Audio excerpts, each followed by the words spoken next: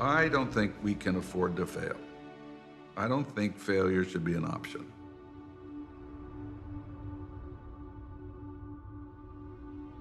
No, failure has to be part of the equation. You can't have stunning science without failure.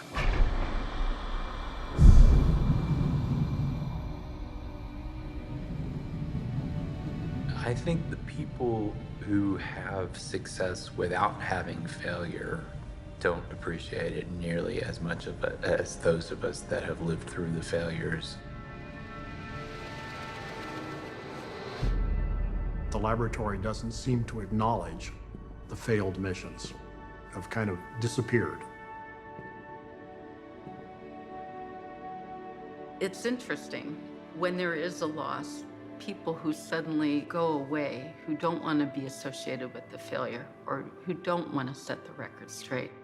We want to bury our losses. I think that it's the pain we can't accept. I think it's the personal anguish. It's the damage to the reputation. That fear has kept us from being even bolder than we have been, although we've been very bold. We hurt ourselves by describing the process in terms of winners and losers. You don't know how close you are to the edge. The honest with the successes and the failures about 1/8 of an inch apart. So we stumbled, but let's go back and see what we can learn from that and try it again.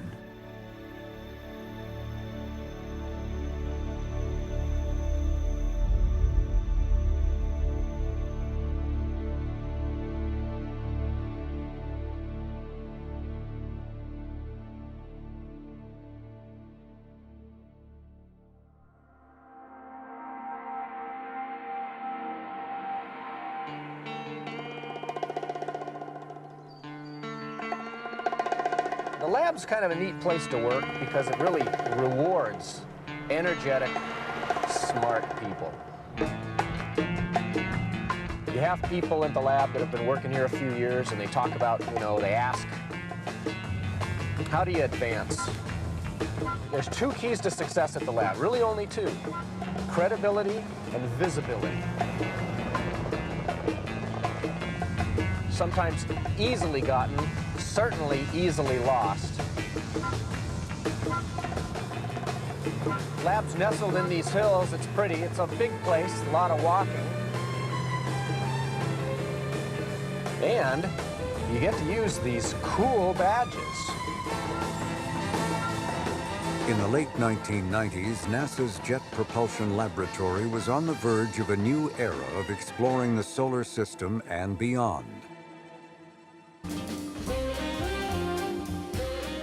Just ahead were 6 new missions slated for launch in just 6 months, an unprecedented achievement. There were 2 new spacecraft to target comets. One would test a new propulsion method that sounded right out of an episode of Star Trek, while the second mission would be capturing particles from a comet and bringing them back to Earth, something never before done. A space telescope would search for the birth of galaxies. For our own planet, there was a satellite to measure wind speeds across the oceans. And for Mars, there were 2 new missions. The Red Planet became a major destination following the discovery of a Martian rock that some believed contained fossilized microbial life. Something really, really huge that's going to be taking place over the next 10 years as we send many missions to the Red Planet. And usually one of the most asked questions regarding Mars is there life on Mars? I think there is life out there somewhere in the universe. I don't believe that we can be the only beings in the universe. So I definitely think there's somebody out there watching.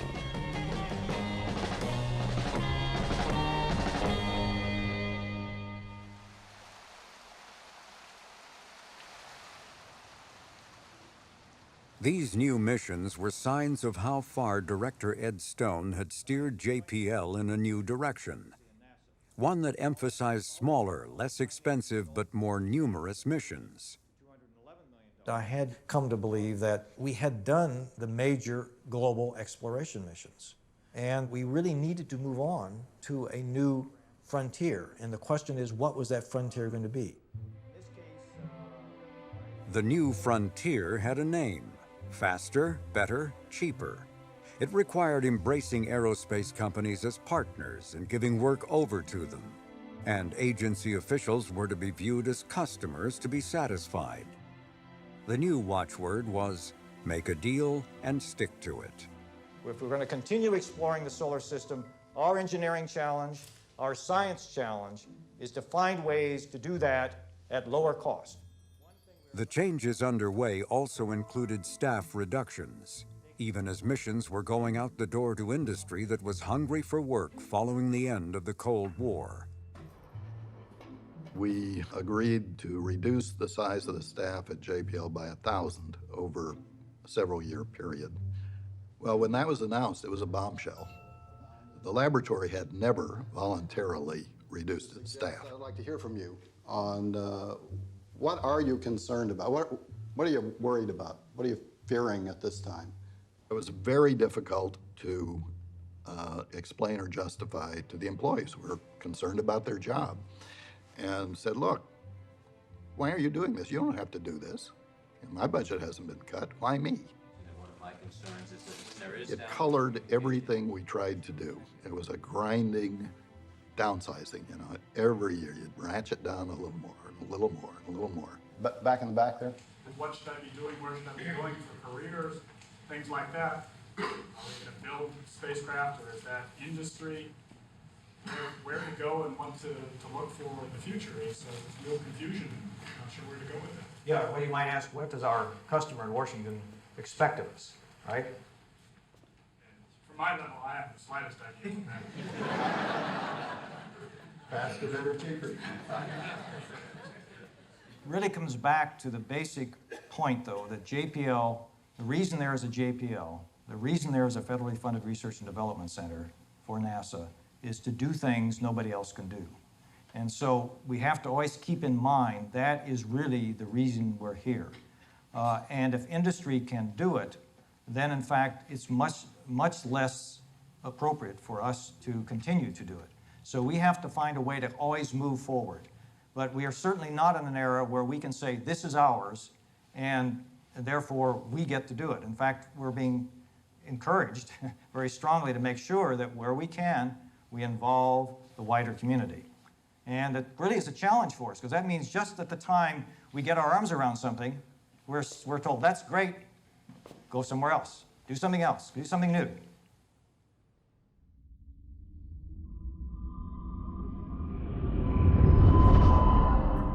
There would be no better example of doing something new than the 4th of July landing on Mars in 1997. Spacecraft should have passed the 600 mark. Airbag should be inflated. Pathfinder's airbag touchdown was as unconventional as it was daring. I believe I have a firm signal.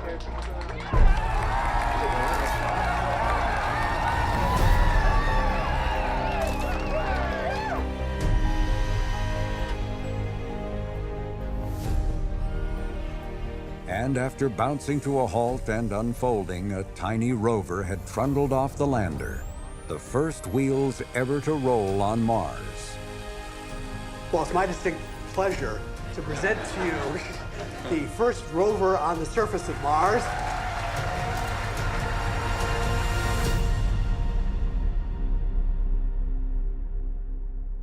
The combination of an airbag landing, the tiny rover, and emoting engineers and scientists made for something very different than the typical NASA mission. Yeah, opening a new era of exploration, as in the framework of the faster, better, cheaper, actually starts tonight.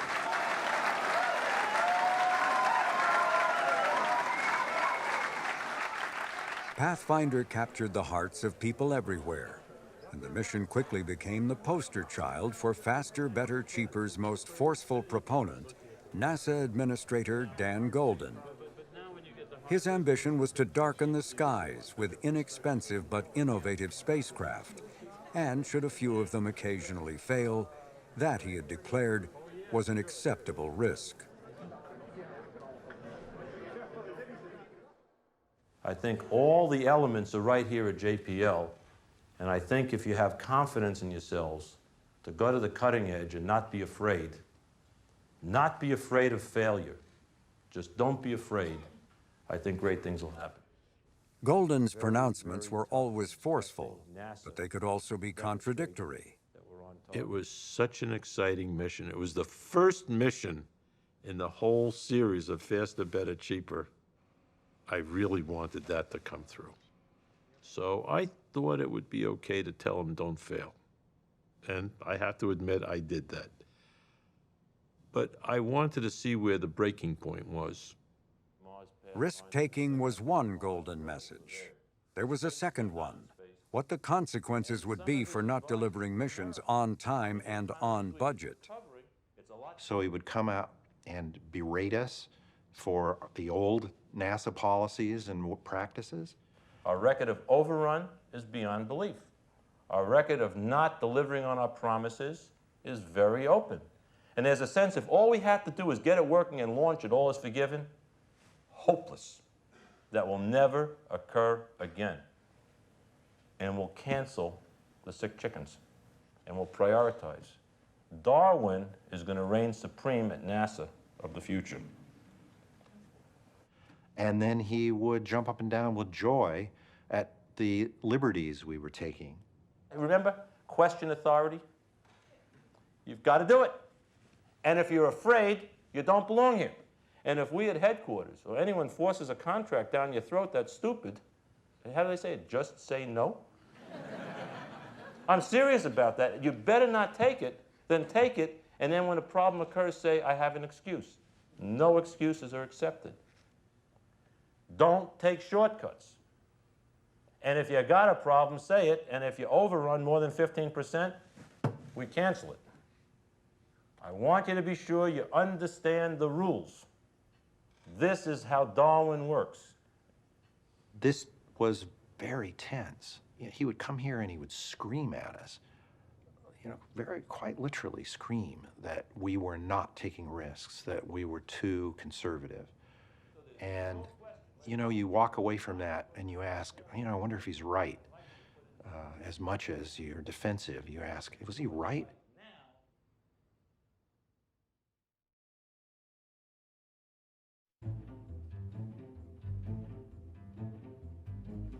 Pushing hard on JPL was one part of Dan Golden's plan to reinvent NASA.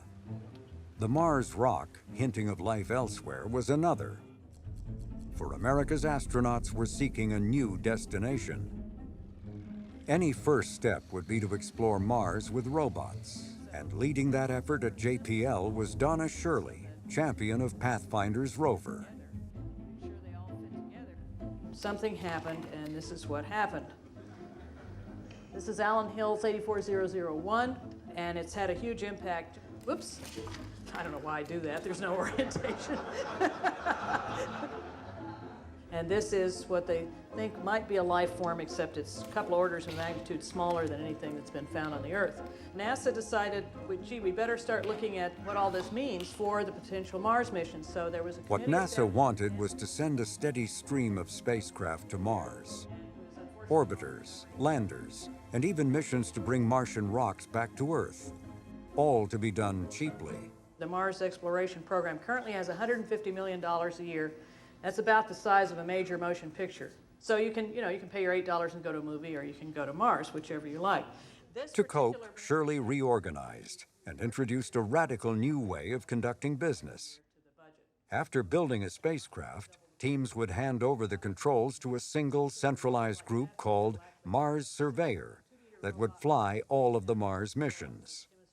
The biggest problem I had was getting the project managers to work together, because the system at JPL and almost every place is set up so that if your project works, you're king.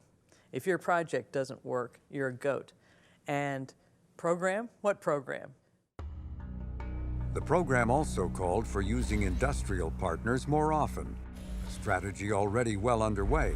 As JPL built Pathfinder, Lockheed Martin Space Systems in Denver assembled an orbiter, Mars Global Surveyor. We had a great team that shared the objective that we were going to make this launch on time, and we were going to make all the requirements, and we were going to do it within the cost and schedule. The team clicked. We had a good plan. I think we didn't deviate from the plan. The plan for cutting costs included reducing the amount of fuel needed to go into orbit at Mars by using a daring technique called aerobraking. And that requires using the solar arrays, which are on either side of the spacecraft, to essentially drag through the atmosphere of Mars to gradually slow the orbit of the spacecraft. Aerobraking had been tried only once before at Venus, where the atmosphere was more predictable. And it had been done as an experiment at the end of a mission, not the beginning. But these kinds of decisions were paying off in money and time. It just almost made your head spin with how rapidly the whole process worked. Mars Global Surveyor met its launch schedule and not only stayed on budget, but gave back to NASA $6 million. 10, 9, 8, 7, 6, 5, 4, 3, 2, 1. We have ignition.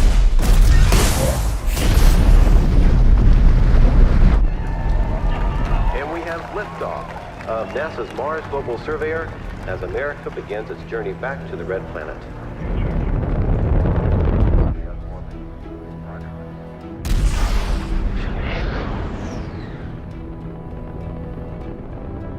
Six solids have separated. All 6 solids.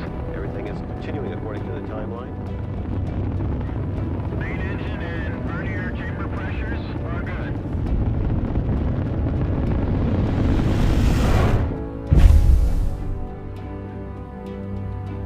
And we have ignition. We have started the second stage engine.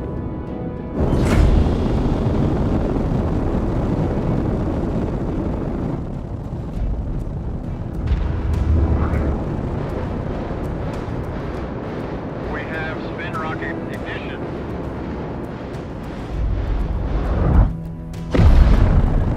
Third stage ignition.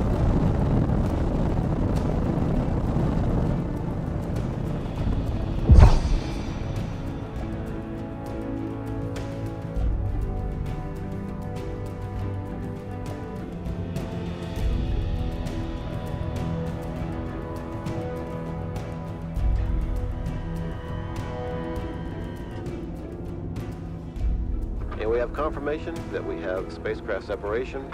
Mars Global Surveyor is the first of 9 U.S. spacecraft that will journey to Mars over the next decade.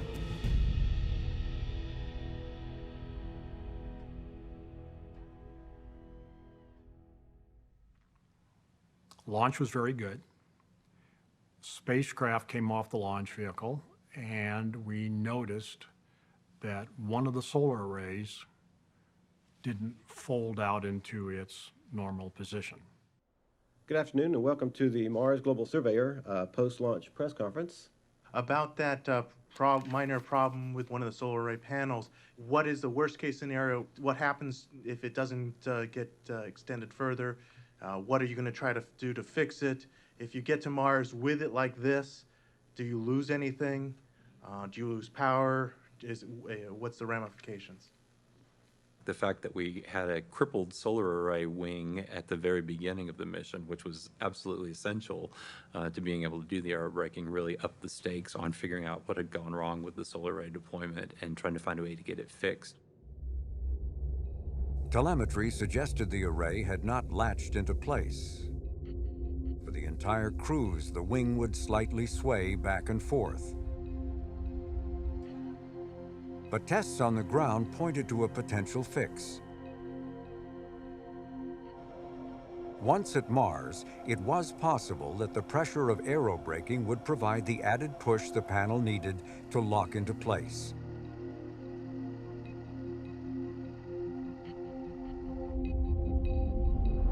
And in early September 1997, after a journey of 300 days and nearly 500 million miles, Global Surveyor was bearing down on Mars. For orbit insertion, as with the cruise phase of the mission, assignments were split between Pasadena and Denver. Lockheed Martin handled the day-to-day monitoring and flying of the spacecraft, while JPL provided deep space communications, navigation expertise, and overall management. For project manager Glenn Cunningham, the events surrounding orbit insertion made for an especially anxious time. 4 years before, at just such a moment, his Mars Observer spacecraft had vanished without a trace.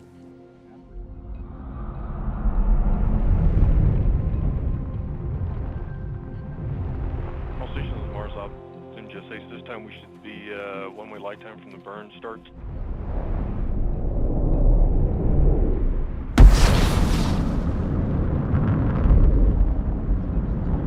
Could we switch back to the other plot for a minute? I want to see how far we're going because we're pretty close to coming into occultation.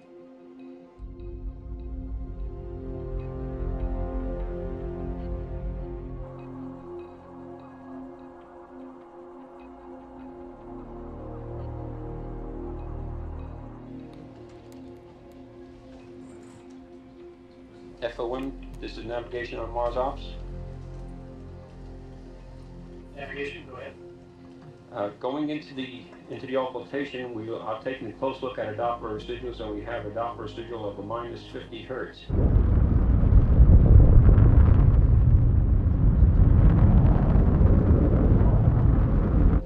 At this time in the mission, this is more than we had expected, which is a good indication that the burn is proceeding very close to nominal. Of course, we won't know until we see the other side of coming out of occultation, but right now it looks like there's a slight underburn.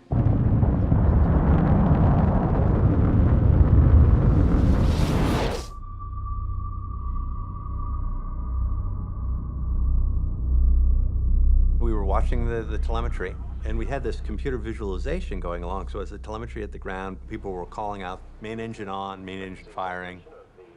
And there's always that tense moment when you come out from behind the planet.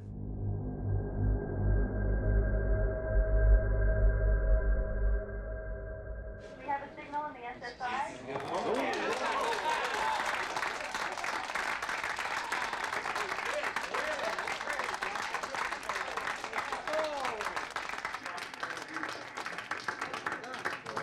At this time, we have all 4 stations locked on the carrier. AGC levels are on negative 155 to 156.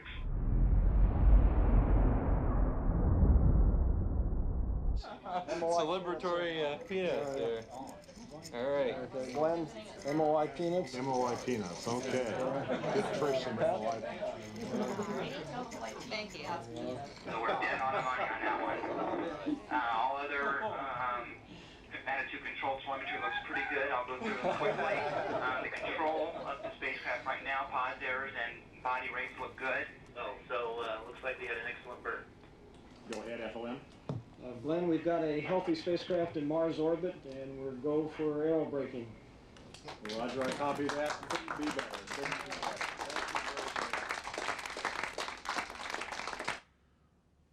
So all well and good, we thought.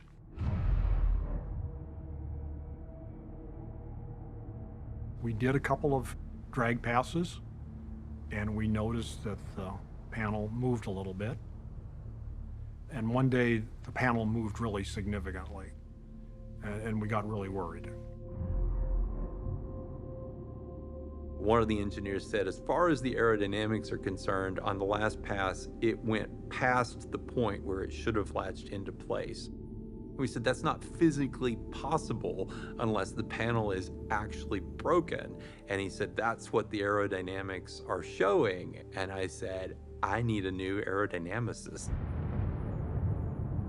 The panel was physically bending, not just not latched, but it was actually out there flopping in the wind. there was a break in one of the hinge joints. The risk was that it would literally snap the spacecraft solar array off at that damaged point. So, gosh, this could be, mission catastrophic. To protect the spacecraft, it was commanded up, out of the atmosphere. The move bought the engineers time, but it also created a new problem. We knew we were actually very much racing the clock at that point. We did have another gotcha. We realized that if we didn't get restarted aerobraking, we would get to a condition where the orbit around the planet would leave us in the shadow of Mars for more than 8 or 10 hours, when the spacecraft had really only been designed to survive about a 1 to 2 hour eclipse. And if that were to happen, the batteries would eventually cease charging, and slowly, Global Surveyor would freeze and die. Good morning, and thank you for joining us at the Jet Propulsion Laboratory. The Mars Global Surveyor spacecraft has been in orbit around Mars for about 2 months now. Several members of the team are here this morning to give you an update on the mission. We believe that we have identified a secondary failure in the solar array. This little model of the panel shows you the 20-degree kink, so to speak, between the yoke and the inboard panel where the damper arm was caught. The solar panels were designed to swivel. Rotating the broken wing might reinforce the panel enough to endure the stress of aerobraking.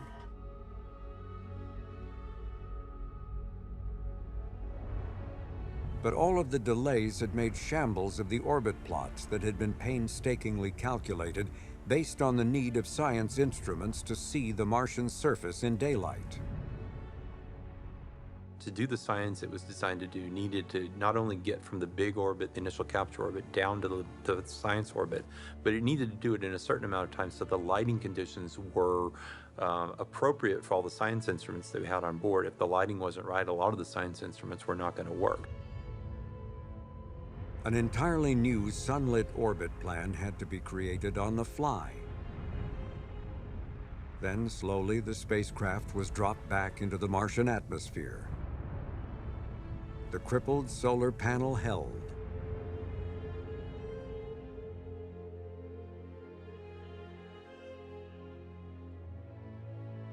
In the days that followed came more encouraging news. Science discoveries. There were faint signs of an ancient magnetic field and images of geological features to outrival some of the most spectacular places found on Earth. But there was a price to pay in having saved the mission. Aerobraking was originally scheduled for 4 months. It would now consume a year and a half. And that meant added strains on budgets and people at a time when 2 more missions were about to fly. They too would require urgent attention. And for every day that passed on their journey to Mars, the breaking point for faster, better, cheaper drew nearer and nearer.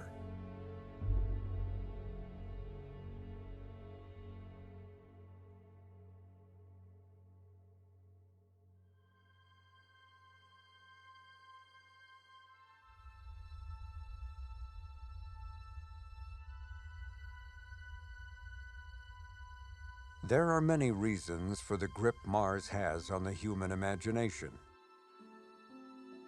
Its mysteries beckon in part because of what our planets have shared in common. In the distant past, Mars appears to have been much warmer, a place where water in great quantities once flowed on the surface. But where did it go, and why? Some scientists think the answers to these questions might be found in the Martian atmosphere. All of the geologic evidence that we see on the planet from early data from Mars suggested that it was once very wet and therefore apparently warm. Well, the atmosphere role in this story is, well, where did the atmosphere go? Why is it so dry? Why is it so cold?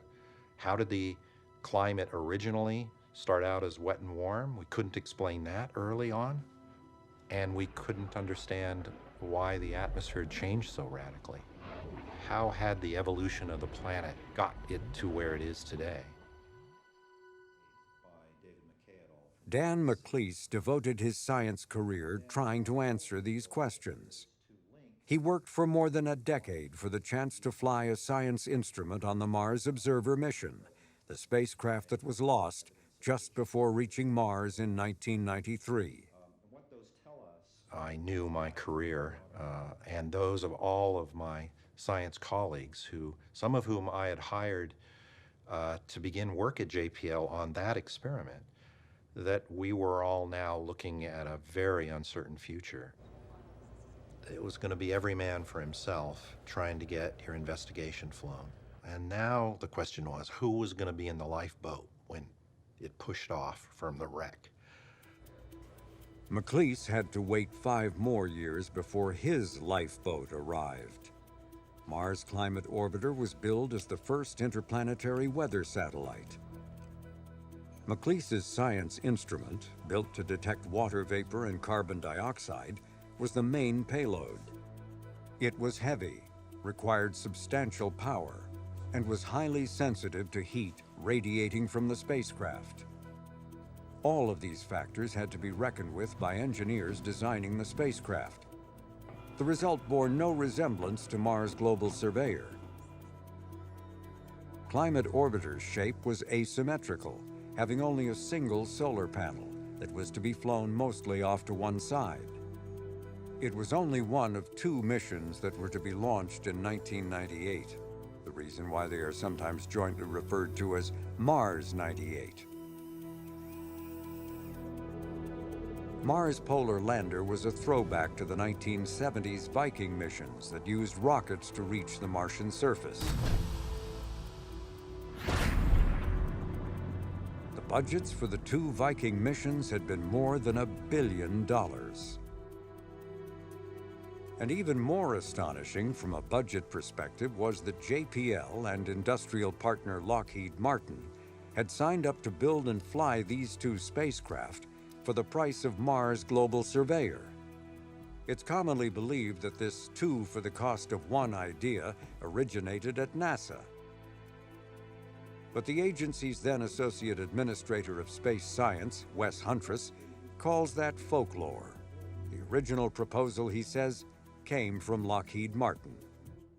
I was facing a decision about what to do for that flight opportunity. Are we going to do another orbiter, or are we going to do a lander? The science community was at odds as to which they wanted. Some wanted an orbiter, some wanted a lander. And at the time I thought, well, I've only got money to do really 1 mission of the cost of Mars Global Surveyor. So while worried about what decision I'm going to make, Lockheed Martin came in, said, we can do 2. I think we can do our lander and we can do the orbiter if we take advantage of certain ways in which we build our spacecraft and build them together, so we're not building 1 spacecraft over here and 1 over here. If we could do some things in construction so that we could keep the cost down and do to it. Sold. Donna Shirley's reaction was not nearly as enthusiastic, but JPL signed on, knowing that if it didn't, some other place would. You can see how crowded the schedule is. We're beginning to understand how hard it is to turn out production line spacecraft on this kind of timetable, especially for toughest jobs like landing on Mars. 2 missions for the cost of 1 was taking faster, better, cheaper to an entirely new level, giving pause to even gung-ho Pathfinder engineers. I remember people bragging early on that they said, yeah, we're going to do 2 for the price of 1. And I thought, good God, is that really doable? John McNamee was picked as overall manager of the 2 missions, though he had to be talked into taking the job. McNamee started out his career in construction, but he went back to college and earned a PhD in aerospace engineering. Early on at JPL, he was seen as an up-and-comer.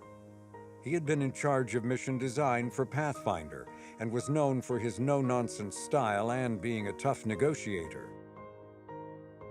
You can't afford to spend time with hundreds of people in rooms for hours and hours, days and days, trying to figure out what to do. You take as much data as you have, you make a decision quickly, and you move on.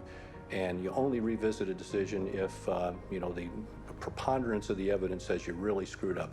We certainly made some. To have any hopes of success, McNamee was convinced he would have to run an even leaner and meaner team than even Pathfinder had been. John McNamee took it to an even more extreme level in the sense that the JPL fingerprints on Mars 98 were relatively light. This was, we're going to let Lockheed Martin do it the way they want to do it. And that itself was a challenge to the JPL culture, because it's like, well, what do you mean we're going to not understand what these guys are doing? And it's still got a JPL mission. Why don't we have people overseeing what they're doing? And John was very adamant about the fact that he didn't want to do that. He couldn't afford that the only way to accomplish this was to let Lockheed do it the way they wanted to. This hands-off approach was not welcomed by a number of JPL engineers. Most were accustomed to peering over the shoulders of contractors as part of their responsibility to assure mission success. This cultural divide, born during Pathfinder, continued to widen and deepen. I don't know that we were consciously doing it at that time, but we really were creating a separate culture, and there were two cultures. I can remember walking around one evening in Building 230, I think it was. It's after hours, and most of the doors were locked, and I was looking for a paper clip or a piece of paper or a pencil, and I knocked on one door, and somebody behind the door says, "Yes," and I said, "I need a pencil or paper clip," and the voice said, "Are you a Martian?" And I said, "No," and then they opened the door. So, I mean, there was a group of people who were very, very unhappy that this divergence was taking place. No one understood both sides of JPL's cultural divide better than John Cassani. He had been in charge of flagship missions like Voyager, Galileo, and Cassini. But he was now encouraging the lab to adapt to faster, better, cheaper.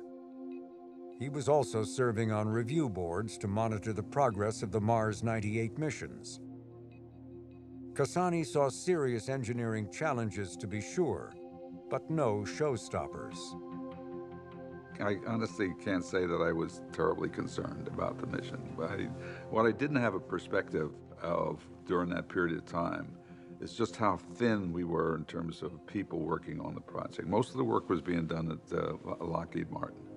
And so, you're on a review board and you sit in the review room, you don't see what is actually going on.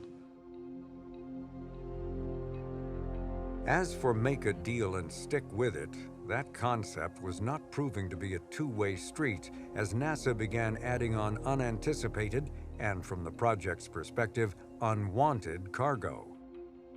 For the orbiter, there was only the addition of a camera. But for the lander, the requirements creep became a source of ongoing disagreements. First, a descent imager was added. Then came pressure to include a science instrument from Russia, a gesture meant to encourage cooperation with a former Cold War foe. That was followed by lobbying for a stowaway inside the Russian instrument, a microphone to listen to the sounds of Mars. The biggest battle was over two other hitchhikers, a pair of basketball-sized penetrators that NASA viewed as a new technology demonstration. They were to be released just before the lander's entry into the Martian atmosphere. Then they would free fall all the way to the surface, hitting the ground with a force equal to 60,000 Gs.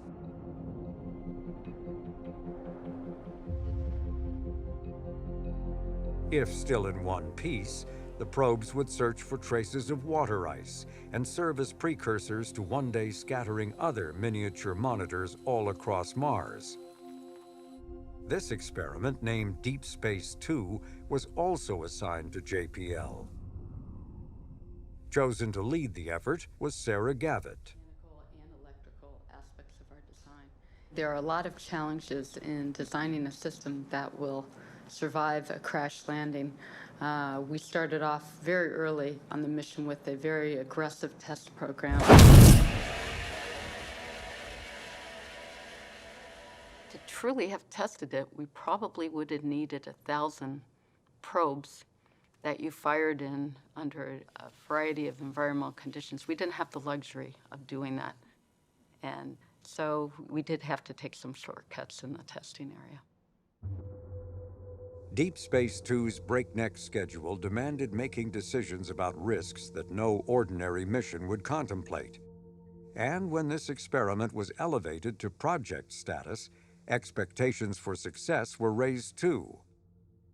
John McNamee did not want the Deep Space 2 probes on his spacecraft, and I don't blame him. We were just going to make his mission heavier and a little bit more complicated.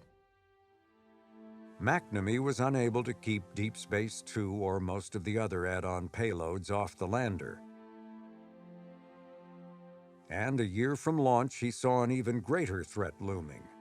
This one from inside JPL. The centralized team that was to fly the two spacecraft were still busy finishing aerobraking for Global Surveyor. Where, McNamee asked, was a detailed schedule for the new Mars missions? When would staff have the time to learn to operate the two spacecraft? As for the suggestion of delaying training until time of launch, that, McNamee declared, was a fatally flawed idea. And it was just this continual, what I call the death of 1,000 cuts. And I just realized that really bad things were going to happen, and I was watching people suffer. The program was out of control. There was no way to fix it. No one would listen. I was so concerned about it that I actually retired. I just couldn't stand it. And people were killing themselves. They were absolutely killing themselves trying to make this work. And so the day I made the decision to leave was pretty much the nadir of working at JPL, which is very sad because you hate to go out on that note. But we had a great retirement party, so it worked out.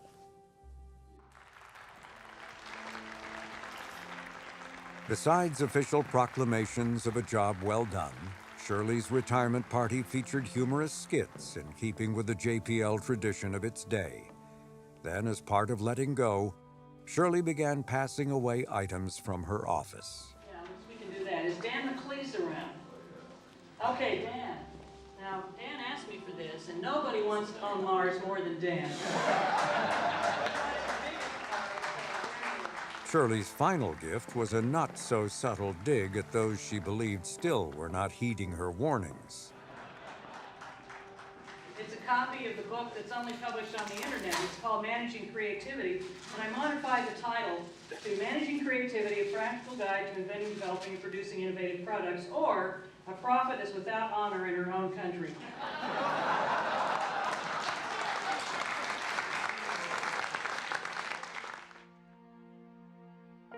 There we go. That's the one. Great. Thank you. What can I say? Hey, how you doing? 3 months later, Mars Climate Orbiter was being readied for launch, with Mars Polar Lander scheduled right behind. A list of problems continued all the way onto the pad. Some software had to be loaded at the last minute without being put through the full rigors of testing. It was a risk the project was willing to take, as the alternative was to delay the mission by 2 years. John, ready to go? See, Chief, got some good win. A review board of hard-nosed veterans also delivered the verdict that the two missions were ready to fly. The JPL Lockheed team had done what many thought impossible. They had built 2 spacecraft for the price of 1 and delivered them on time and on budget. For me personally, 15 years ago, I was hammering nails in 100-degree heat on the roof in Texas, so I'm very excited to be doing what I'm doing right now as opposed to that. Frank, about Aviation Week, kind of a broader question on the lower cost missions. Are you guys going to maybe go back and do an operational scrub of any sort beyond what you would anyway? I do not think spending huge amounts of money necessarily guarantees success, and we have examples of that. And I think the thing to remember is that the complex nature of this business sometimes does come back and get you with little problems. And I've said this before, the surprising thing is not that we have scares or problems. The surprising thing is that we have so few of them. It's a very difficult business. RCO, report ready to go for launch. Ready to go for launch. And we have liftoff of NASA's Mars Climate Orbiter as we continue to explore the mysteries of the red planet. We have liftoff of the Delta II rocket carrying the Mars Polar Lander, NASA's first visit to the red planet's southern pole.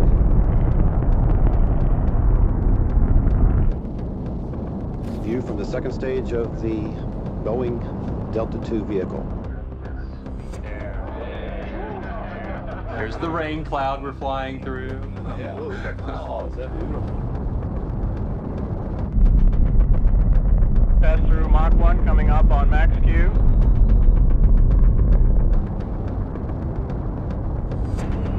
Main engine, both burn gears continue to burn well.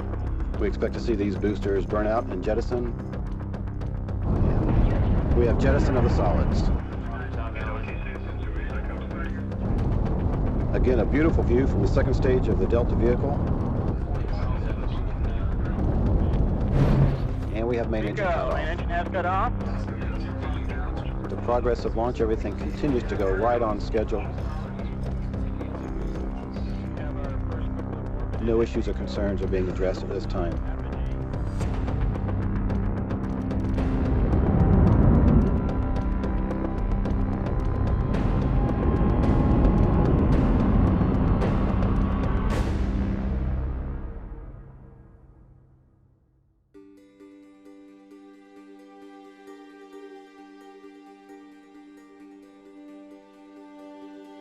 Four months after the launch of the two Mars 98 missions, an elated Ed Stone presided over JPL's annual State of the Lab address. Well, it's hard for me to imagine a more exciting time than the era we're in right now. 6 launches in 6 months. Never before in the laboratory's history. It is great. It's great. Well, not only are these wonderful missions, but... For nearly a decade, Stone had worked tirelessly to adjust the culture of JPL, to transform the nature of the lab's missions, and to fundamentally alter how the staff performed its work. And now all of that effort was coming to a head. I've been working at JPL on a part-time basis at least since 1972, starting with Voyager. And I can't remember a time that's more exciting than this one. I really, literally cannot. Even though the Voyager encounters were wonderful, they were spikes. What we have now is a continuum. But just 2 days after his address, one of those 6 missions, a space telescope built by a university partner, failed. An event set in motion when its cover ejected prematurely. The 2 new missions on their way to Mars were struggling too. Both were experiencing problems related to sunlight conditions, the result of design flaws. The solutions required flying the spacecraft in different orientations than originally planned. Oh my gosh, it just seemed like it was another one of those periods where one thing after another went wrong. I mean, every day we struggled. We ended up essentially putting the MCO in a semi-comatose state so we could get through the launch of Mars Polar Lander and get it going okay. And then we said, okay, then we'll come back and we'll deal with the issues that we had on MCO. Mars Polar Lander had its own issues shortly after launch, and so we coped with that. The spring and summer of 1999 was like the most intense period of my entire life. And I later realized that was only the beginning.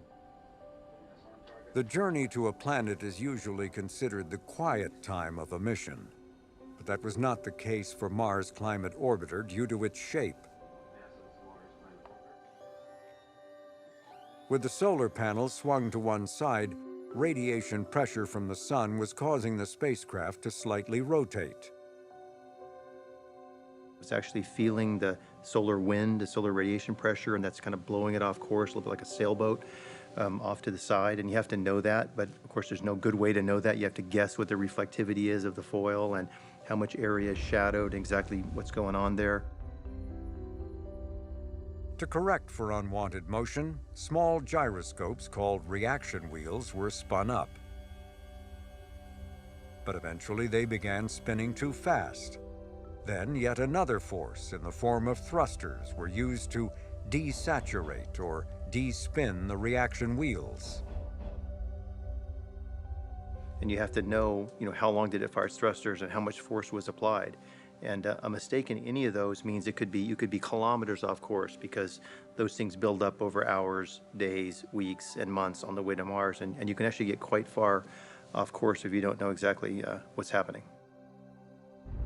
Climate Orbiter's thrusters had to be fired every 17 hours, an unanticipated chore that added more pressure on a team that had been stripped down to a skeleton crew. Only one full-time navigator was assigned to the mission. And during the first 4 months of cruise, navigation data from the spacecraft was not even usable because of a software error. When that problem was fixed, something seemed slightly amiss in the predicted plots. We knew there were some funny things going on with the navigation products. It was in that gray area between it. It wasn't bad to the point of you have to do something about this now or the mission's over. It wasn't just fine. And so often, when there are one problem after another, I found in my own role, you really have to judiciously prioritize.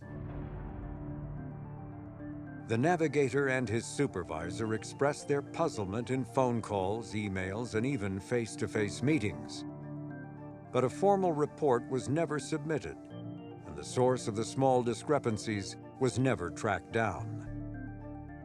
I think we failed to properly record it as an incident surprise anomaly. That was probably the devastating step, because it was an issue that was recognized. I remember talking about it in the staff meeting. The trajectory wasn't performing as was expected. And I just don't know why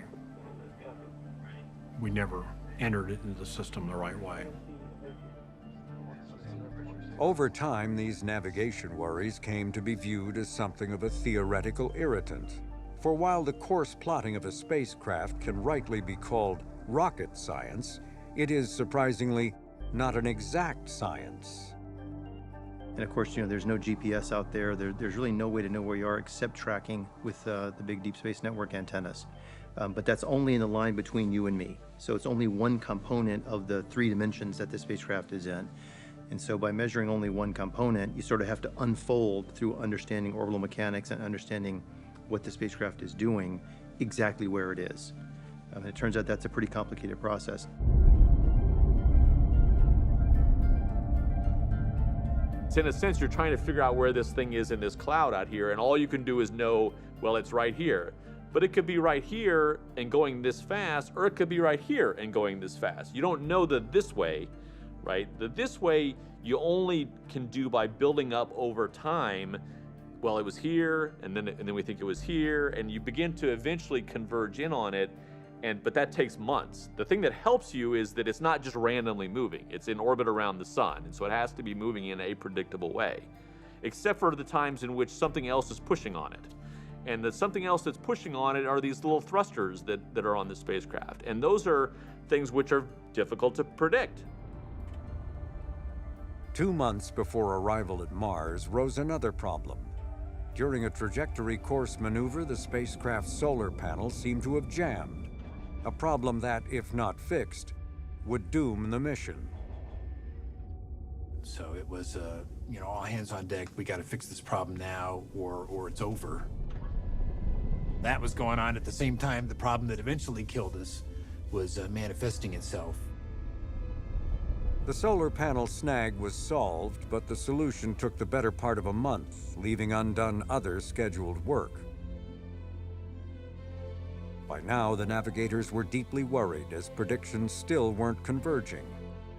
To address their concerns, the altitude aim point was raised to over 200 kilometers. But after the maneuver was performed, new plots showed the aim point was 72 kilometers lower than expected. With tensions running high, the navigation team leader argued for yet another maneuver to push the spacecraft even higher. People were used to the navigators, basically saying if they didn't understand where it was super precisely, it was like, well, they always have so much margin. Those guys are, they never miss anything.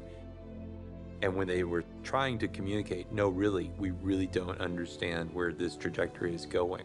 We're seeing things in the data that don't make sense to us. The message that was received was very different, I think, than the message that they were trying to communicate. And so this was another one of those cases of not knowing how close to the edge we were on this particular mission. Given the concerns, a small subset of a review board met by telephone to consider an emergency maneuver. No navigator was invited. The outcome was to press on as planned. While the navigation solutions were worrisome, they still showed the spacecraft having twice the altitude needed to safely go into orbit. Last-minute changes, the reasoning went, might introduce new dangers. Among those on the phone call was Richard Cook. Oddly, a lot of the senior leadership of the development project and the operations project both had navigation backgrounds, and so, or all had navigation backgrounds. And I think that created this model that this is something that we know how to do, and that there was not, clearly proper paranoia is one of the things that we, believe in very strongly around here. I think that because of that comfort with the underlying technical problem coming from the management, there was just not enough paranoia. And instead, if anything, there was the opposite, which is you guys are too conservative, it'll be okay because it's always okay. 2 weeks before the decision not to conduct an emergency maneuver, Climate Orbiter saw this image of Mars. It would be the first and only one the spacecraft would ever see.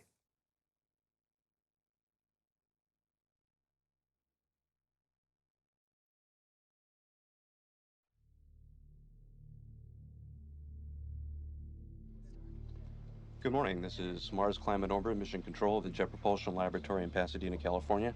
JPL is an operating division of the California JPL's live TV coverage of the orbit insertion of Climate Orbiter began in the early hours of September 23, 1999. Given the hour, there were only a handful of people in the small mission support area for what many believed would be a routine event. The team resides and is watching all the telemetry come on in. At the Lockheed Martin Center, they do the actual commanding. Telecom systems go. I just want to let you know the stations look like they're in lock at the appropriate level and everything's nominal.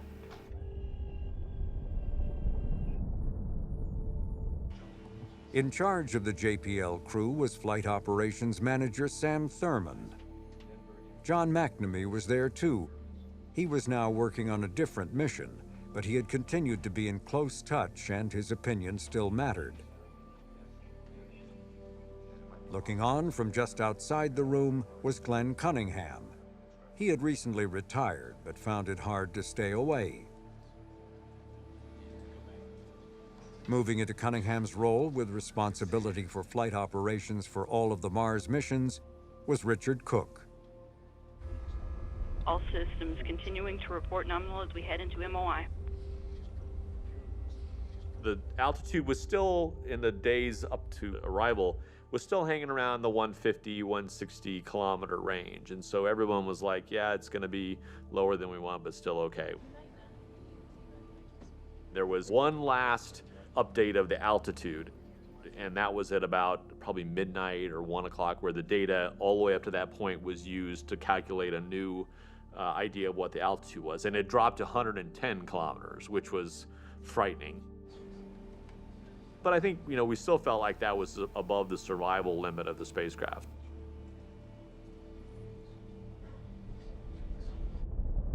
Systems FOM. FOM systems, go ahead. Hey, can you ask Telecom to forward a predicted AGC level once we are in the burn attitude? Will do, standby.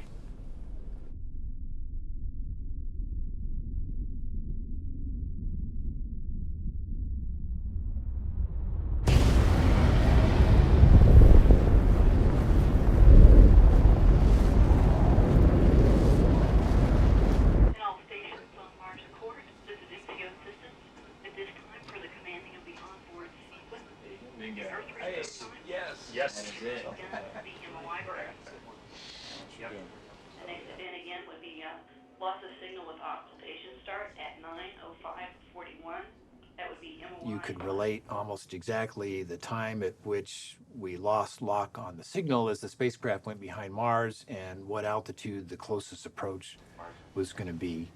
Okay, Station 43 reports that they dropped receiver lock at 090456, and the last signal seen in the FFT was at 090502. Roger that, thank you. We got LOS unusually early, and I looked to go mark the spot on that graph of where it had occurred to see what the flyby altitude would be, and it was almost off the page.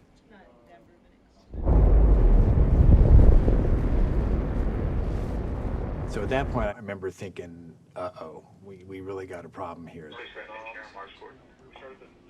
FOM. Yes, sir. Could you call me at 79134? Roger. The loss of signal had occurred 39 seconds earlier than predicted, and that was not good news. See what you guys can do. Okay. Thanks, Steve.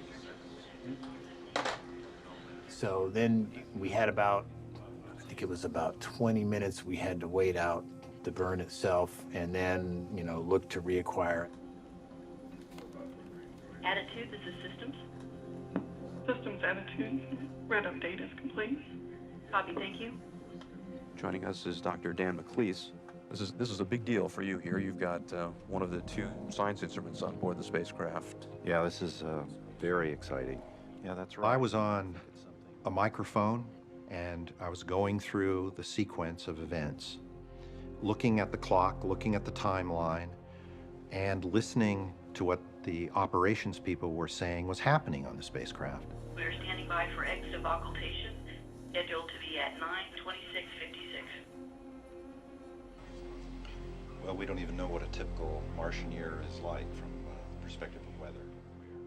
And as I was talking through near the moment we would have been in orbit correctly, it was clear that something was very wrong.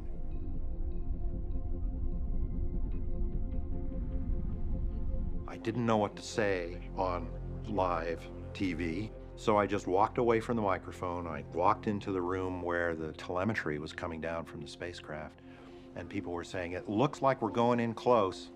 Looks like we're closer than we thought we would be.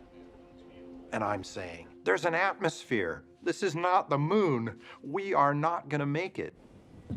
Okay, waiting for acquisition of signal. Okay, let's listen in and see if we get AOS. And everybody's going, oh, if we just can get past the entry point, we'll see if we come out the other side. And I just couldn't believe it. I couldn't believe that people were even imagining such a possibility. I knew it was over. Twice unlucky? What? This is not possible. And we didn't reacquire. I mean, I remember talking with the so-called the ACE, the person that talks directly with the stations. He was talking to the station operator saying, I'm not, are you seeing anything at all, any sign of the carrier wave? And it wasn't happening. And that's when, all right, we're gonna have to get off script. I think there are 1 or 2 possibilities. It take a while to get it worked back around and get a signal. So I remember a voice in my own head saying, follow your plan. The emotional part of it became tolerable by having something to do that had been, worked out and getting to it. Either way, there are things that it will do other than just sit there. Okay. And I'm producing this out of our TV control room, and no one's talking on the comm lines anymore. That's gone silent. And people are starting to pick up their telephones and communicate. It's like, what's going on here? Time comes that we're supposed to reacquire the signal. There's no signal. So 5 minutes goes by, 10 minutes goes by. This is Mars Climate Orbiter, Mission Control. Now about 14 minutes past the point we would have expected to receive signals from Mars Climate Orbiter as it reappeared from behind Mars. David Seidel, who was doing our commentary, gets off mic and calls me and says, I don't know what's going on. What is it that I'm supposed to say? Well, I didn't know what was going on. So I jumped up and I ran as fast as I could over to the building they were in, building 264. And as I was running, I was saying, I don't have a contingency plan for this. I don't know what it is I'm going to do when I get up there. But I've got to have a decision made by the time I get off that elevator. Okay. Yeah, I don't think we'll probably not do the live shots. But hold on that. One thing at a time, okay? Hold on. Okay. We'll get Richard in here. We need to shoot him with a camera. I had to grab Richard Cook out of the mission support area and have him go on live to tell whatever it is that we did know, we needed to tell that right then and there to the world. This is Mars Climate Orbiter, Mission Control at the Jet Propulsion Laboratory. Joining us now is Richard Cook, who's the Mars Surveyor Operation Projects Manager. Can you give us a quick update of what you know? What we're working on right at the moment is the spacecraft has a number of autonomous recovery processes that it goes through when it has a fault. We believe that we are in all likelihood in the midst of one of those, so we're going to be monitoring it over the next few hours to see what happens. I think we will, obviously we will, as soon as we find out something, we'll let everybody know. But at this point, we're still very confident that we're in orbit at Mars, and we're going to see this spacecraft signal sometime, like I said, in the next few hours. It was about that same time when the navigators came in and said, now we've got data all the way up until the point at which it went out of communications. When they processed that data, it dropped to 60 kilometers, right, which is obviously below where we thought it was survivable. And so that's really when it hit the, fan, so to speak, and where everybody began to worry that we had lost the mission. We have a briefing this morning to give you an update on the status of Mars Climate Orbiter. A few hours later, not long after sunrise, what had been planned as a celebratory press conference was instead the beginning of a long search for the guilty. Robin Soriano with Florida Today. Could you tell us who is responsible for sending the navigation commands to the spacecraft? You must have a list of potential suspects already. This isn't the first of the smaller, faster, cheaper, better spacecraft that you've had problems with. Covered a lot of JPL missions, and I realize you don't get the real final tracking until you get close to the planet, but I can't recall an error this large ever. It was just a terrible, terrible experience, terrible day. And no matter what you say in that sort of moment, you're going to cause ripples, right? I mean, the team is, struggling to stay together in a sense. And so any statement about what happened other than we lost the spacecraft, you get into that feeling of the team kind of coming apart.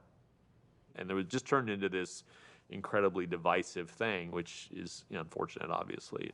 Just to follow up on that last bit, I wonder if you could just tell us literally over the next 8 hours, literally, what are you folks doing? Right now, we have a fully staffed flight team, both here and at Lockheed Martin in Denver. We're going to essentially begin to dive into this navigation issue as soon as possible, probably as soon as we walk out of this room.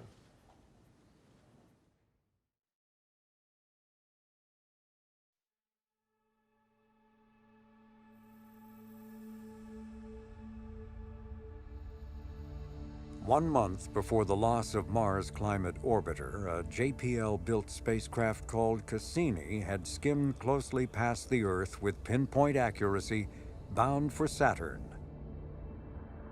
Cassini was the most expensive and advanced planetary spacecraft ever built, the quintessential Battlestar Galactica.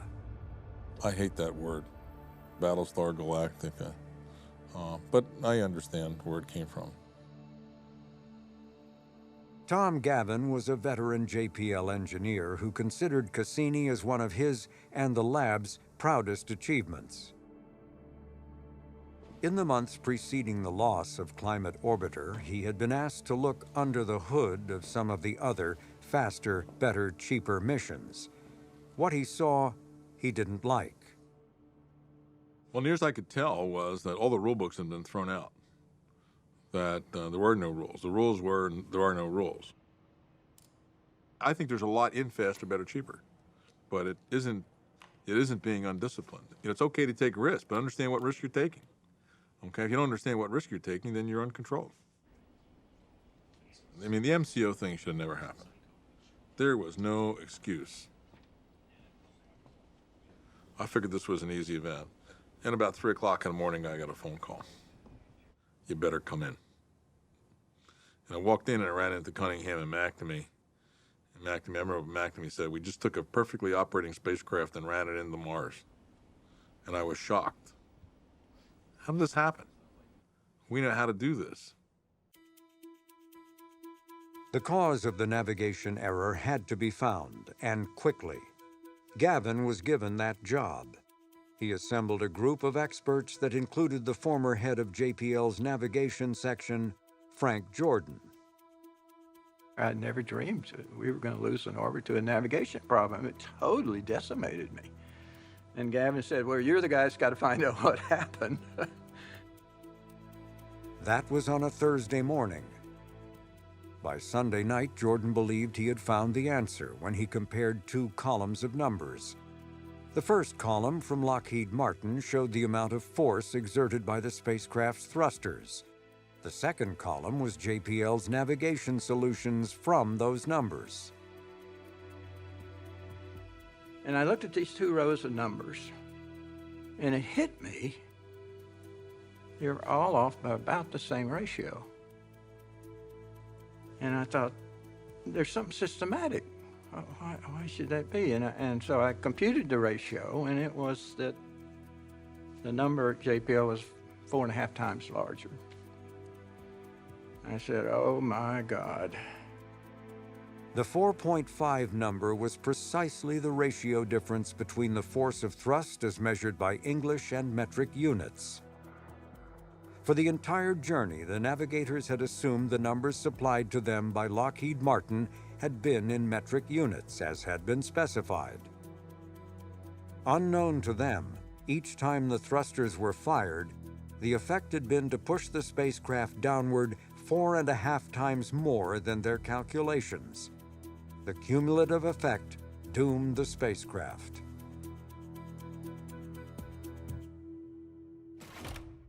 From morning newspapers to late-night talk shows, JPL and NASA were ridiculed, for the metric confusion mistake was hardly rocket science.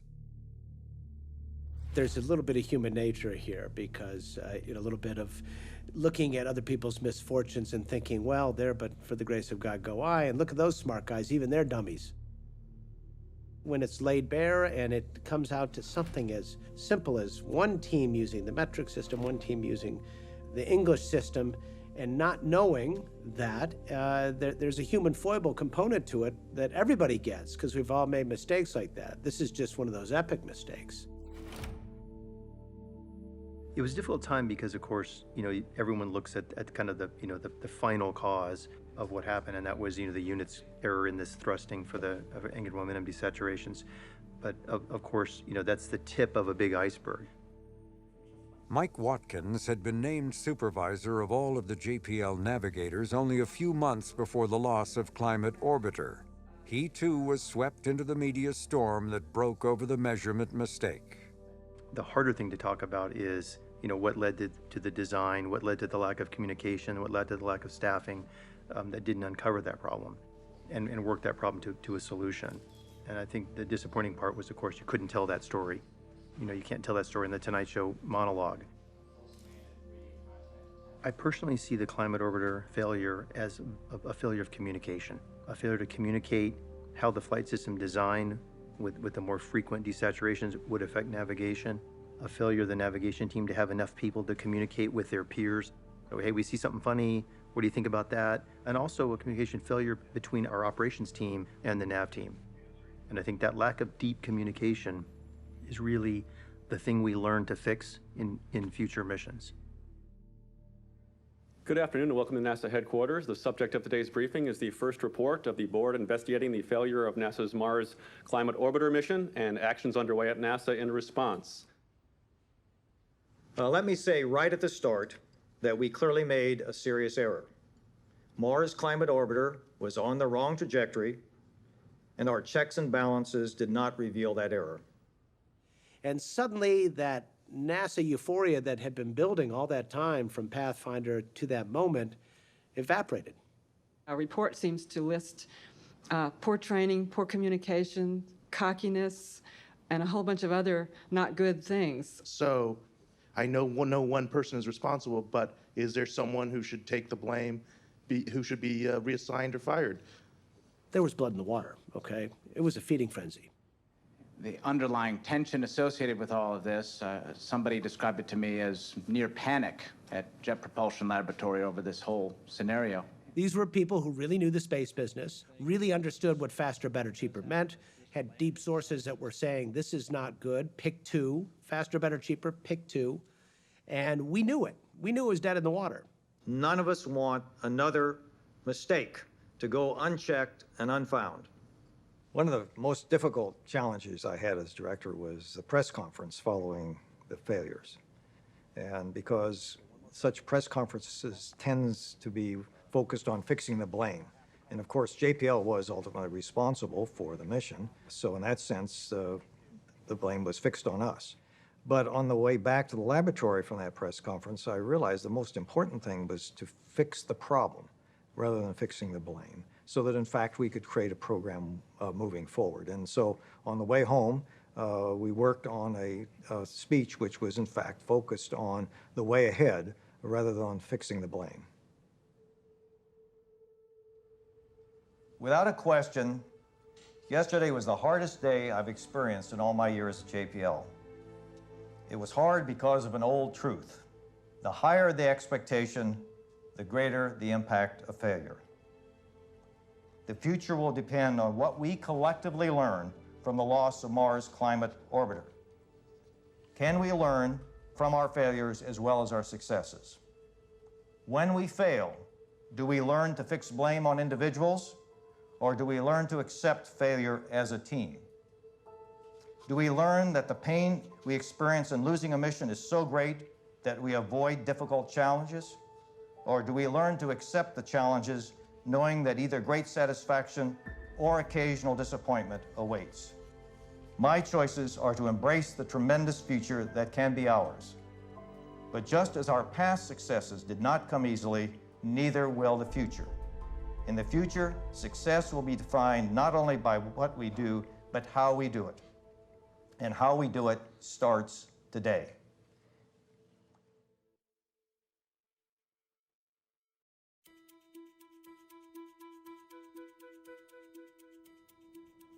And then it became very apparent that we had to do everything we could to try and save the polar lander because we had just lost the easy one. That was the easy one. And then lander was coming. This team and the spacecraft design has been under a great deal of scrutiny. The words we're using now is they've turned over all the rocks and are now raking the gravel. We have never been to the South Pole of Mars before, and we're not exactly sure what we're going to be going into. This is one of the most difficult things that you can envision in the space business. It requires a very large set of mechanical activities to occur, technically initiated separations of the parachute and of the heat shield. Descent engines have to fire for about 50 seconds to slow yourself down and come to rest on the surface.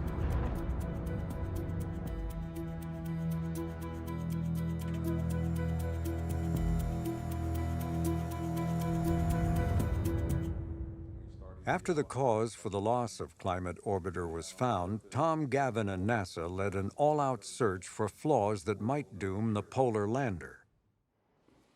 They had only 2 months to dive into the intricate details of a spacecraft that had been built 1,000 miles away and was now millions of miles out of reach.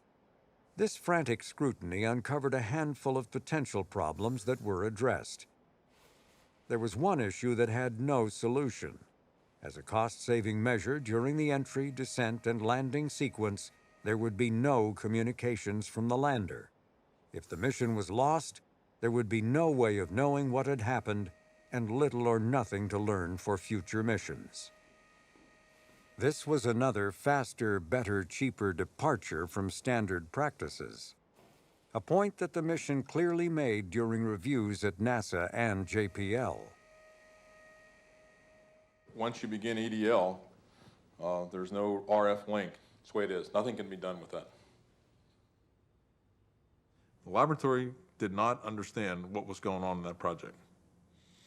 And it operated in a very isolated mode. That was very unhealthy. No one had greater hopes for the success of Mars Polar Lander than its young science principal investigator, David Page. Page's passion for the red planet reached back to college days at Caltech, a time when he worked on the Viking missions.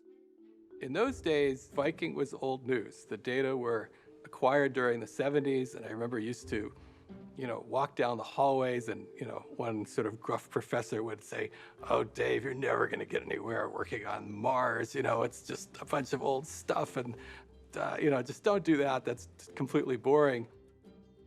But Page persisted. He became especially interested in the Martian poles, a fascination born perhaps out of his father's adventures as a member of Admiral Richard Byrd's second expedition to the Antarctic in 1934. You could always argue that this is the classic case of the son following the father, or at least trying to follow the father at some level, exploring the poles of another planet. So there could be a little of that mixed in, but it certainly wasn't, conscious. Let's put it that way. Search for water under the surface. The goal of the mission is not to find water. It won't be considered a failure if we don't. We have good reason to believe there is water below the surface. The question is how deep and in what form and how abundant it might be. Water. Like the engineers, Page's science team had worked in a feverish, faster, better, cheaper mode, only to have the pace become even more intense after the loss of Climate Orbiter. We had this even bigger mountain to climb, which was to get the lander together. We had, a camera system, a robotic arm. We would dig trenches. We would look inside layered terrains. And the fact that this orbiter didn't work all of a sudden meant that our plans for how we were going to operate the lander on the surface of Mars in just a couple months had to be radically altered. Everybody was under incredible stress. And the lander had left the launch pad not knowing precisely where it was to land. 20-year-old Viking images had identified a general area, but scientists had been awaiting new and far more detailed images from Mars Global Surveyor. In those days, when you looked at the South Polar layered terrain with Viking, you saw this beautiful, smooth area that looked like, oh my gosh, it looks like, just, whatever, baby skin. There's no, there's no hazards here whatsoever. But that impression was dispelled by Global Surveyor's images. Although this topographic map of the landing area was intentionally exaggerated to highlight height differences, it was still a sobering jolt as landing day approached.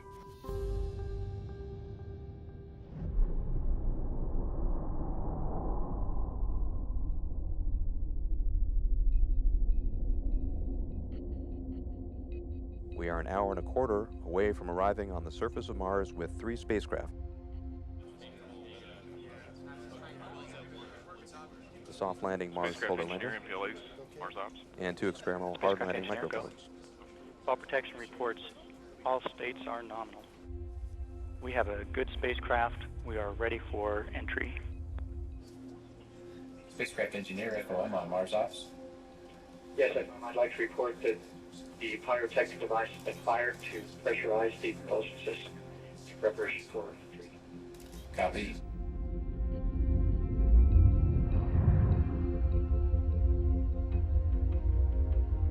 FOM copies. Spacecraft go for entry.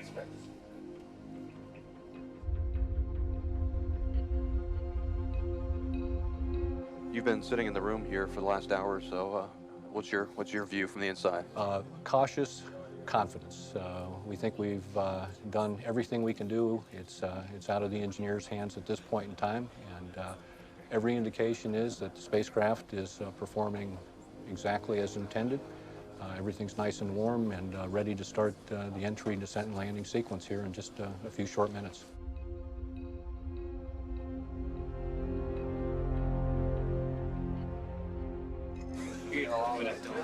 You guys have eaten a lot of people.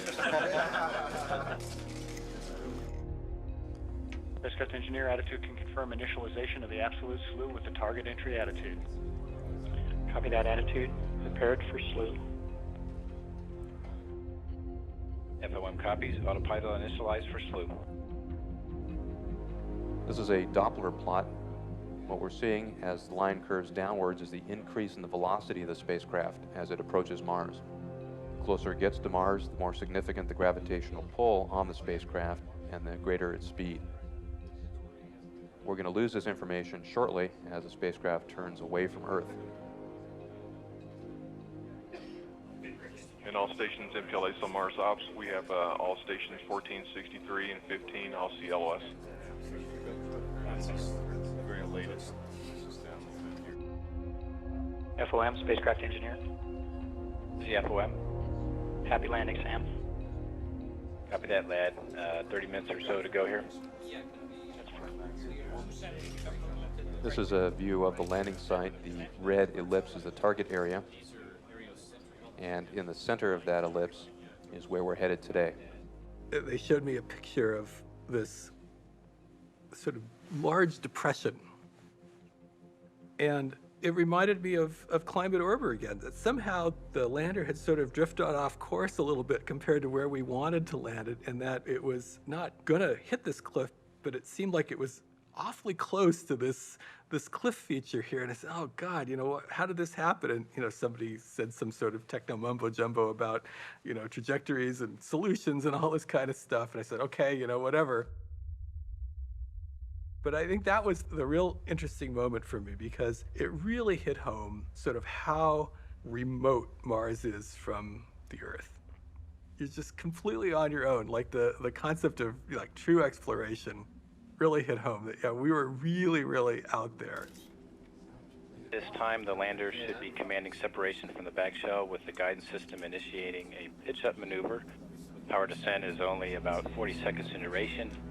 During that time, the spacecraft will decelerate from approximately 75 meters per second, or 160 miles per hour, down to a soft landing at just over 5 miles per hour. Systems, we expect touchdown at 201445. Copy that. I believe, are we past that mark, systems? Affirmative. Copy that. At this point, the lander should be resting safely on the surface for the nominal flight path. Again, storing MARDI data and critical entry, descent, landing, engineering telemetry in its non-volatile memory. Just minutes after the time of the scheduled touchdown, into the mission support area walked, unannounced, NASA Administrator Dan Golden. He was followed by JPL Director Ed Stone and Caltech President David Baltimore. And on the telephone from Washington was Vice President Al Gore, waiting to congratulate the team. In this particular instance, it was almost like, you hear stories about animals or cats, that are pregnant cats that want to go off in the corner and hide somewhere before they give birth, right? This was definitely one of those cases where it was like, can we just get all of the press out of here and get all of the dignitaries out of here and let us do what we need to do, in dignity by ourselves, and we'll call you, get the dad out of the delivery room, go to the bar across the street, and once the delivery's done, one way or the other, we'll call you when this is over. we were showing him the pictures of the landing site, and he looked and said, "God, are you sure this is a safe spot?" You know, all of a sudden, you could see this, twinge of doubt sort of, roll over the man's face as he started, sort of looking at what we were actually going to do here, which was to, come blazing through the atmosphere, open up all these parachutes, put on these thrusters, and try to land this three-legged lander, in this terrain here. All stations in PLX, we're still looking, and we can expect them to the signal. The notes will notify me as soon as they hear from any of the spectrum analyzers. Stand by. 12:30 was the first opportunity to hear from the lander, but there was only silence.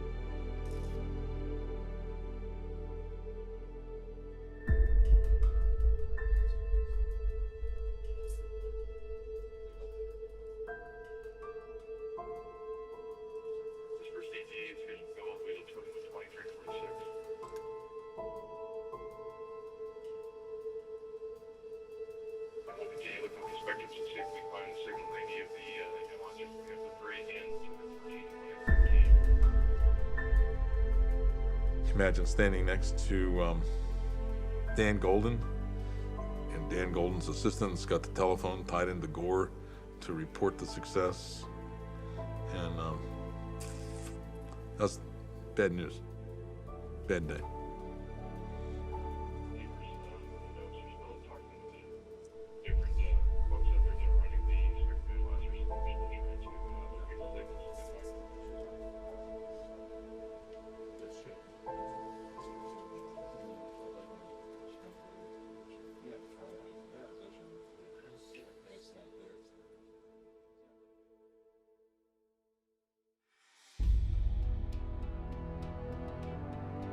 We did not hear. But we had a plan for what would happen when we didn't hear. We have a plan of additional communications opportunities today. That playbook, I think it reflects our normal model, which is, well, it's a problem, but this thing will, this is what could have caused it, and that will be okay because there'll be another opportunity. What are the possibilities realistically that something catastrophic has happened to the spacecraft? I think we have a long way to go before we're going to begin to get concerned. Can you think of a single scenario that would account for the failure of communication with both the probes and the lander? Not separating, the cruise stage not separating. And so we played through the playbook, which stretched for days. And we will continue to look for the probes once a day all the way out through Sol 9. But to be honest with you, the chances of hearing from them will be greatly decreased by tomorrow morning.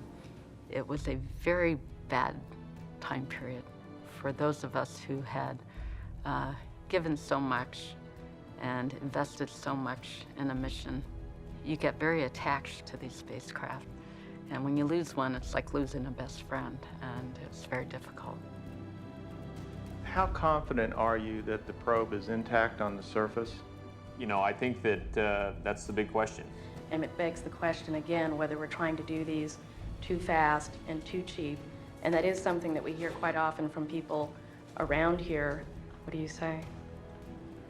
Frankly, are you not clutching at straws? We haven't exhausted all the possibilities. I do think that the lesson I learned from that is that they either go really well or they really don't go well. There's not really a in-between that's very likely. We're pretty much reaching the point where we've used up our final silver bullets. You can still continue to try to find it, but to get yourself in that mindset, which you got to accept it, is a better for everyone than the sort of slowly ripping the Band-Aid off, which is what we did. TFOM, go ahead. Yeah, Sam, I'm sorry to report that all we have is HKTM at this point. It seemed to have been a nominal no-contact MR pass. Copy that, Mark. Thanks for that. Thanks for hanging in there with us.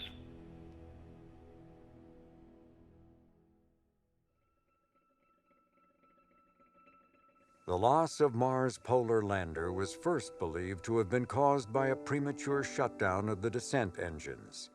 If true, the lander, after safely traveling 200 million miles, was lost in the last 200 feet of its journey. But no crash site has ever been seen from orbit. Subsequent research points to the likelihood that the lander and its cruise stage never separated. But Mars' polar lander remains a mystery still to be solved. We just went too far in trying to skinny down and reduce the number of eyes, the number of people involved, was just too fragile.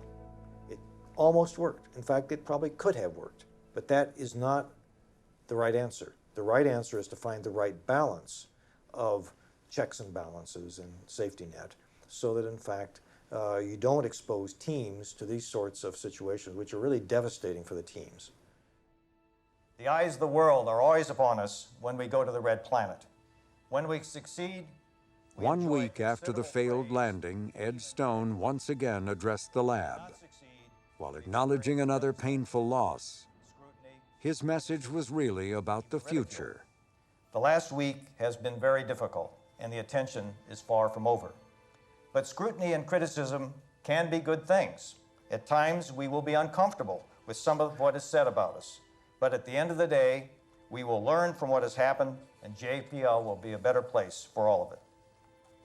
I was reminded of this earlier this week when Homer Hickam, the author of Rocket Boys, some of you may know the book by the movie title October Sky, and he suggested that I turn to chapter 19 of his book.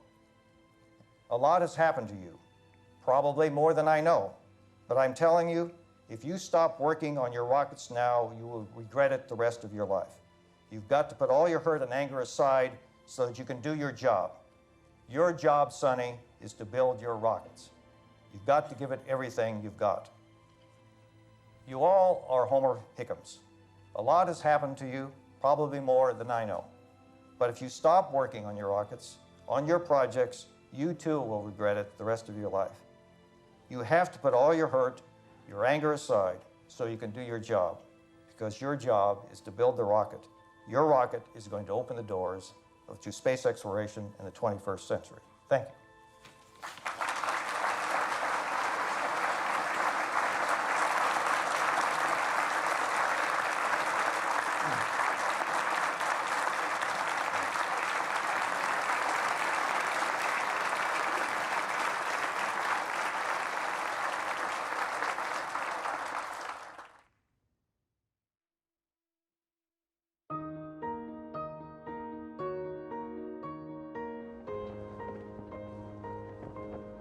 All members' opening statements will be placed into the record at this point. Will you all please stand and raise your right hand? We just went too far. We pushed those boundaries too far, and we cut back too far on what history has taught us to be sound management and sound engineering principles. And I think the project felt that what they were doing was reasonable, and that it could work, and it would work, and it could have worked, and it would have worked if nobody made a mistake. But that's the big if, and that's what people are. They're mistake makers, and you have to have a system that's tolerant to a mistake, which means you have to have checks and balances. We found a NASA headquarters Jet Propulsion Laboratory interface that was ineffective in resolving issues and managing risk. We found a Lockheed... I think that JPL had two responsibilities. They had the responsibility to follow direction, but they also had the responsibility to go back and to say, that it wasn't, that the direction was not executable. And we identified organizational changes that we thought were appropriate at JPL and at NASA headquarters to assure the success of the program in the future. I was excoriated in the hearings in the Congress. It was ugly. I don't object to losses from taking risks. That's what it's all about. I definitely object to losses due to mistakes, especially what I unmercifully will call stupid mistakes. I'll answer the question. I feel a certain level of hostility in this interaction. Well, you're a good politician. I'm trying to get to the point. Yeah. But those 2 missions to Mars will always be on my back I don't care. We wanted to push the limits to see how far we could go. He was not thrilled with what he heard, I guess would be the way to describe it. I mean, he didn't say anything about you're wrong. You know, it's a problem, but he was, you know, he was having difficulty, as I would have, you know, internalizing the whole activity. You don't win popularity contests when you're changing a bureaucracy. Now, As a NASA administrator, I had to take the heat. I was worried we were going to lose the Jet Propulsion Lab due to this gnashing of teeth. And there were people at NASA headquarters who loved retribution. You know, it had to go down hard, and I think it would have gone down hard with anybody because it was a pretty hard-hitting report, and it really said that, you know, we were on a course that was destructive for NASA. So if there is no further business before the Committee on Science stands adjourned.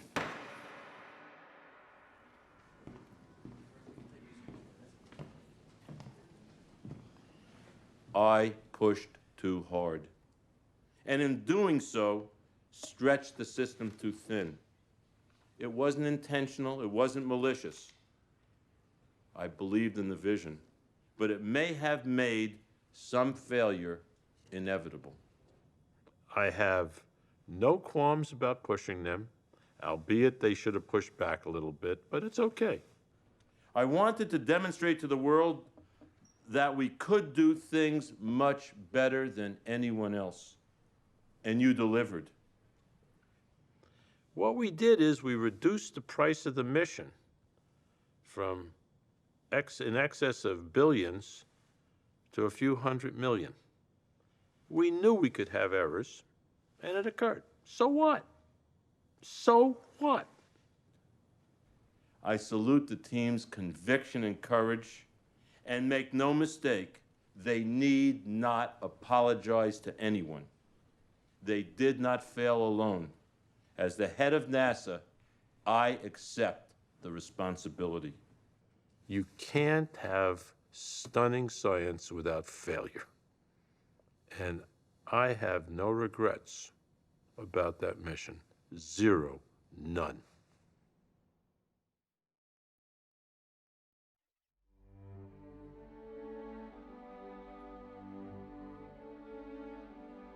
The Mars 98 failures were a setback and a new beginning. Rather than retrenching, NASA's Mars program was reinvented and given greater financial support. In years to come, technical twins of Mars Polar Lander would fly. The Climate Orbiter mission was immediately reflown as Mars Odyssey 2001. We have basically 8 receivers in lock right now on the spacecraft vaults.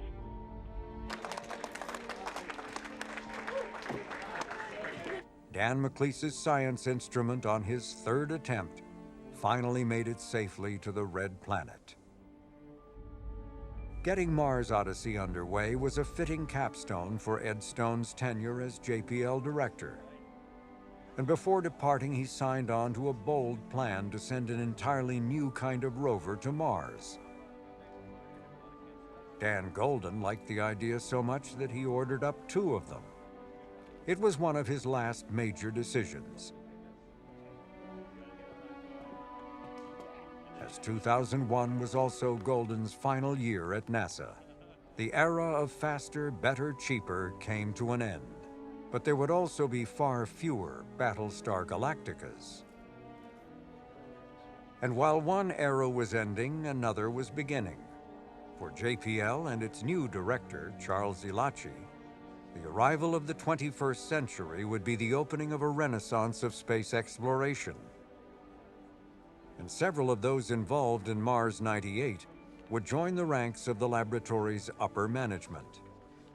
One of them was Tom Gavin, who would put in place flight rules and practices that all missions were required to follow. Spacecraft became more expensive as a result, but more of them worked. The year 2001 also marked the completion of Mars Global Surveyor's primary mission. The mapping orbiter would continue to operate for 5 more years, collecting more data than all previous Mars missions combined. But Global Surveyor ceased operating in 2006. Its demise brought on by an error made during an update to the spacecraft's complex computer system. It was another reminder that humans are, and will always be, mistake makers.